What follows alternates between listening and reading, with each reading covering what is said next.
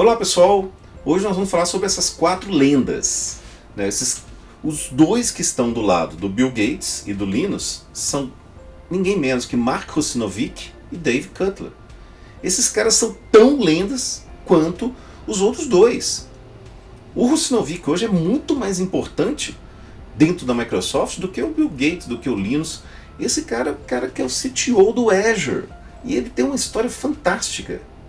E o Dave Cutler é ninguém menos que o cara que escreveu o Windows que você conhece hoje. Ele escreveu do zero ali o Windows NT 3.1, que é o Windows New Technology, que na realidade era o New Technology de 1988. Ele a tecnologia que você usa atualmente é totalmente, fortemente baseada no que o Dave Cutler escreveu. Ele era o engenheiro que escreveu o VAX na Dell, veio e escreveu o Windows. Então, já pode dar o like aí que não tem como esse vídeo ser ruim. Entendeu? Esse vídeo vai ser... Se você ficar até o final, você vai conhecer muito da história, inclusive do Linux, só nesse vídeo. Do Linux, do Vista, que inclusive foi o sistema que saiu quando eu trabalhava no Microsoft, né? Eu trabalhei 3 anos na Microsoft, inclusive como teste engenheiro, ou seja, para Redmond diretamente, mas tudo isso a gente vai falar aqui. Então, força o like aí e vamos começar. Para começar, quem conseguiu atrair Bill Gates e o Linus no mesmo jantar? Mark Russinovich. Mark Russinovich, esse cara é para mim assim, uma estrela há muito tempo.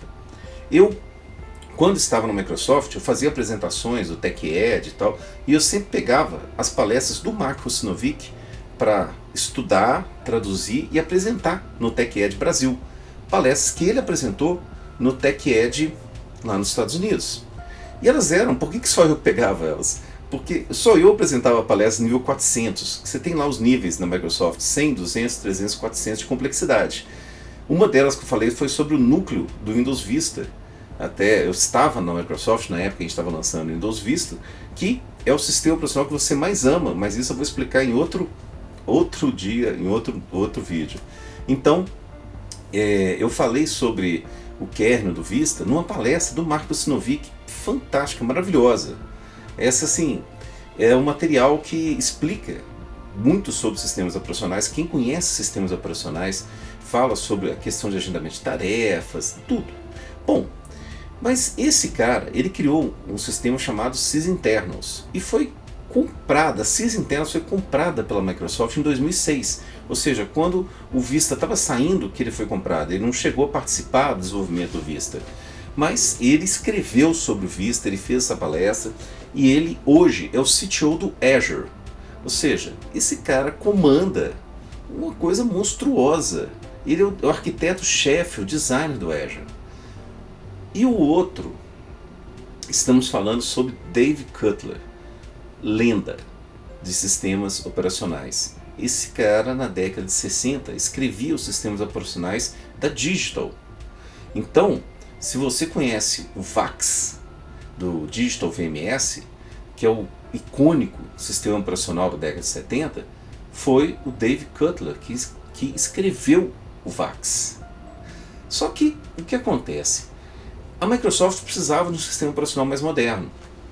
E aí a história da Microsoft cruza com o Linux, porque a Microsoft tinha o Xenix, que na realidade veio a se tornar SCO e Unix depois. O Xenix foi desenvolvido pela Microsoft a partir da licença que o Bill Gates comprou da AT&T. Só que ele foi o primeiro sistema operacional Unix para computadores de baixa plataforma. O Xenix ele rodava, inclusive assim, no 286 e foi essencial para o desenvolvimento do 386. A Intel trabalhou junto com a Microsoft fazendo Xenix e 386, porque o 286 tinha alguns problemas para entrar ali, sair do modo real e entrar assim, no modo multiprocessamento, né, que a gente chama. Então isso no 286, o Xenix foi portado para o 286, mas o 286 tinha muitos problemas. Então a Intel começou o desenvolvimento do 386 já em conjunto com a Microsoft, e a Microsoft foi fazendo e testando, e o Xenix saiu para o 386, o primeiro sistema operacional realmente multitarefa para o 386, e ele, por muito tempo, né, foi o sistema operacional da Microsoft para empresas. Ele era um Unix, gente. Um Unix, assim, com licença AT&T, um System 5 completo, tanto que quando a Microsoft falou assim, não, nós vamos procurar algo mais moderno, e o Unix é um negócio do passado, a Microsoft estava trabalhando com o quê? Com a IBM, com a S2, né? E ela começou a trabalhar no OS2 NT, que seria o Windows NT. Só que a IBM caiu fora do projeto. Daí a Microsoft falou assim, não, quero o melhor cara de sistema operacional. A gente tem grana, como diz, eu sou rico, eu quero saber do melhor cara. E foi bater na porta da Dell, no Dave Cutler.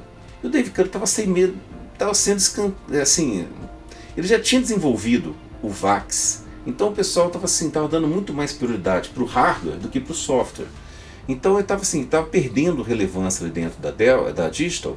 E Bill Gates chegou assim, cara, quanto você quer para vir? Ele falou, olha, minha história é essa, eu quero isso, mas só se eu puder levar minha equipe. Então assim, a Microsoft riu de fora a fora. Falou, beleza, você vai vir, ainda vai trazer uma equipe de engenheiros experientes. Daí foi aí que em 1988, o David Cutler, ele foi caçado pela Microsoft para criar o Windows NT, ou seja, uma nova tecnologia, né? New Technology. E ele criou a arquitetura tão parecida com o VAX, ele não copiou, não roubou código. Né? Que fique claro, né? O código do VAX era escrito em Assembly, linguagem de máquina. O código do Windows foi escrito em C. Por quê? Ele era um cara altamente portável. Ele funcionava na época no x86 da Intel, no 386, 486 e tal, no MIPS, no Alpha, que era da própria Digital. Então assim, eu já vi Digital rodando NT4 e rodava muito bem. Sim, ele rodava em RISC, CISC e tal. Então o que acontece? O código era escrito em C, ao contrário do código do VAX, que era escrito em Assembly. E esse cara foi o cara que criou esse código. Mas ele criou uma arquitetura tão semelhante que a Digital processou a Microsoft e ganhou. Só que depois a Digital também, sim, ganhou lá e ela começou a pegar as coisas do NT, porque era tão parecida a arquitetura, e colocar dentro do VAX. Então tudo que saía de legal no NT, a Digital ia lá, colocava dentro do VAX, porque era só portar, né? Aí ficou assim, elas por elas, acabou que hoje a gente não ouve mais falar em VAX, em Digital. Né? A Digital foi comprada pela Compaq, a Compaq foi comprada pela HP e a HP matou as duas. Então a gente... e a Microsoft está aí. E o Dave Cutler está aí.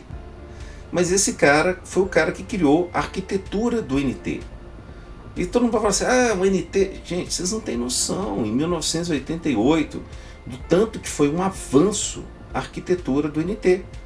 Entendeu? Ele tinha o suporte a multiprocessadores, a multitarefa preemptiva, coisa que o Windows 3.1 era de multitarefa cooperativa. Novell era multitarefa cooperativa. Por isso que o Network morreu. O Network morreu. Porque o sistema operacional dele era insuportável. A hora que eu falei assim, não dá para escrever para esse negócio. Multitarefa cooperativa, né, o Novell ele funcionava muito bem desde que você não exigisse muita coisa, assim, você não mudasse muito o que estava funcionando ali. Escrever para ele, se você colocasse qualquer coisa ali dentro que fosse mal escrita, você travava o servidor todo. Tudo tinha que ser muito bem escrito para funcionar em multitarefa cooperativa. Então, o Dave Cutler escreveu o Windows NT em multitarefa preemptiva, ou seja, o sistema operacional manda.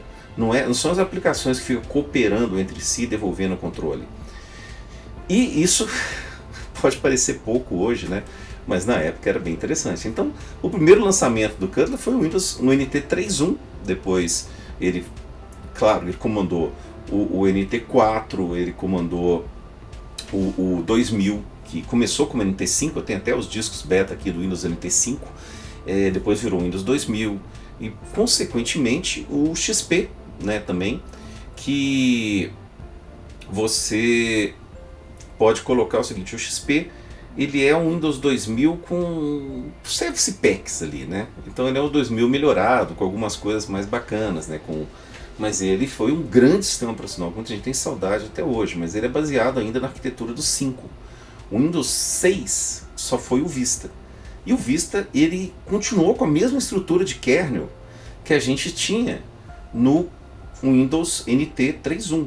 Porém, o Windows Vista, ele reescreveu o kernel de uma forma assim fantástica, colocando vários elementos de segurança, que veio lá do CISP, da certificação da SC2, porque a Microsoft treinou milhares de pessoas em CISP, de arquitetos, de desenvolvedores, de engenheiros, para que eles colocassem todos aqueles elementos de segurança dentro do sistema operacional. Isso foi o Vista, certo? Então, e o 7 é o Vista. Desculpa dizer, meu 7 é o Vista Service Pack 2, sei lá. O 7 é o Vista com Service Pack. Então por isso que eu falei que você ama o Vista e não sabia. E tudo isso ainda está na arquitetura do Dave Cutler. Só foi mudar alguma coisa com o Windows 10, o qual eu tive a oportunidade, lá em 2008, de ver o protótipo do pré-alpha numa máquina chamada Virtual PC da Microsoft. Ele estava rodando nele Virtual PC, não tinha ambiente gráfico, não tinha nada. Ele tinha só um ASCII art escrito assim, MiniWin. Esse MiniWin, eu falei assim, o que é o MiniWin, né? Então eu trabalhava nessa época como test engineer do Windows. Então eu estava em São Paulo, trabalhando dentro da Microsoft, numa sala que era ligada a Redmond. Essa sala, só tinha 2 pessoas que podiam entrar nessa sala. Eu e meu chefe, que era o gerente de Windows no Brasil. Então assim, qualquer outra pessoa poderia entrar, mas só com a gente lá dentro. Então assim, eu poderia receber uma pessoa nessa sala, ou meu chefe poderia entrar a qualquer hora, levar qualquer um lá, mas só assim, a gente teria que acompanhar a pessoa do começo ao fim, porque ali dentro ficava tudo que estava em desenvolvimento, inclusive os Windows. Eu trabalhei muito no Windows 2008, então eu que liberei o Windows 2008 em português, né? Porque cada país tinha uma pessoa que testava e falava assim, ó, testei.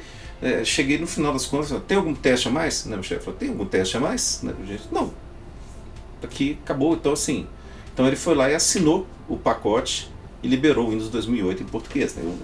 Não era eu que assinava, eu testava e ele assinava e liberava. Mas toda essa arquitetura durou até o Windows, e ainda é influenciado. Que na época, eu estava conversando com o gerente, ele mostrou o MiniWin e falou assim, olha cara, isso aqui é o seguinte, nós estamos reescrevendo todo o Windows, bloco por bloco. Então a gente vai tirar aquela arquitetura monolítica, vai reescrever numa arquitetura que você pode colocar como se fossem Legos. Então esse aí virou o Windows 10. Então nós temos nessa foto o cara que basicamente, o cara que escreveu o Windows, né? O cara que projetou o Windows, que é o cara que está do lado do Linus, né? Que é ali o Dave Cutler. E temos o Russinovich, que era o anfitrião de todos. Então você pensa, por que o Russinovich conseguiu juntar Linus, Bill Gates e Dave Cutler num jantar? Essas são... O Bill Gates, eu acho que nunca escreveu uma linha para o Windows. O Bill Gates, ele era um executivo. As pessoas só conhecem os caras que estão ali na frente. Assim, o Bill Gates e o Linus, porque ele colocou o nome dele no sistema operacional. Mas os caras que por trás trabalham, o cara que por trás é o arquiteto que gerou ali, que mantém, que suporta e que faz tudo ali em relação... Tudo não, né? O cara que faz toda a estratégia do Azure é o Russinovich. Esse cara hoje é muito mais importante na Microsoft do que o Bill Gates. Esse cara está suportando o maior serviço da Microsoft, a maior aposta da Microsoft. E por que o Linux está lá? Porque a Microsoft tem milhões de máquinas Linux rodando no Azure. A Microsoft vende Linux. A Microsoft é um grande investidor na Linux Foundation. A Microsoft há muito tempo falou assim, o Windows não é o nosso, assim, não é o nosso negócio principal. A gente não vai ganhar dinheiro com Windows. A gente vai ganhar dinheiro com o Office, a gente vai ganhar dinheiro com Azure, a gente vai ganhar dinheiro com SQL, a gente vai ganhar dinheiro com aplicações. Plataforma não é o que vai dar dinheiro. Então assim, a Microsoft mantém o Windows faz crescer. Claro que dá muito dinheiro, mas as outras coisas, inclusive o Xbox dá muito dinheiro hoje. E adivinha quem está por trás do desenvolvimento do kernel do sistema operacional do Xbox? David Cutler. Esse cara desenvolveu inclusive o sistema operacional do Xbox 360. Então assim, quando eu falo que são lendas, a gente valoriza o quê? Valoriza o Bill Gates, que é bilionário, multibilionário, o Linus, que desenvolveu e tem o nome dele lá atrelado ao sistema operacional. A gente vê os caras famosos, mas a gente não vê ali quem faz a coisa acontecer. E quem faz a coisa acontecer no Azure é o Russinovich, que é um cara que eu tenho a maior admiração, falo sobre ele em várias aulas, e o Dave Cutler, que sempre que eu falo de história de sistema operacional, eu conto essa história do desenvolvimento realmente do Windows NT, e como que a Microsoft foi até a Digital, trouxe o Dave Cutler e mudou a história da Microsoft. Colocou um sistema que hoje hoje roda as grandes empresas. As grandes empresas hoje estão rodando em cima do sistema que o Dave Cutler escreveu. E que ele, de alguma forma, era meu chefe lá na Microsoft. Então, acima de alguém, acima do meu gerente, devia ter ainda mais uns 5, 6 níveis, né, de hierarquia. Então, é uma história bem bacana, mas eu assim, trouxe para vocês uma visão de quem são os outros dois. Pessoal, quem que é o velhinho que está ali do lado do Linus? É o Dave Cutler. Quem está tirando a foto? Quem que é o cara da selfie? É o Mark Russinovich. Então, para mim, para quem curte, para quem gosta realmente de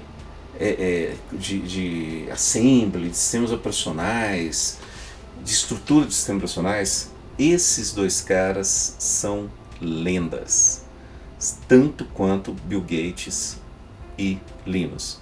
E pode ter certeza, cara, eu queria ser, não vou falar nem uma mosca, não. Eu queria ser um garfo qualquer coisa naquele jantar para entender, para ver a conversa ali. Pode ser também que a gente estivesse lá e estivesse conversando sobre o novo lançamento da Marvel, né? Nada sobre, mas de uma certa forma ali estão 4 caras que mudaram a história da informática. Não são 2, são 4. Vamos prestar aí a devida homenagem às pessoas técnicas, que lá nos Estados Unidos eles são reconhecidos, eles estão famosos, mas aqui no Brasil a gente não vê o técnico da forma que deveria. A gente não dá esse prestígio, não eleva esse cara. A gente bota o executivo na frente como se todo o trabalho que fosse feito fosse mérito do executivo. E na realidade, esses caras mudaram a história da informática. Obrigado, pessoal. Até mais.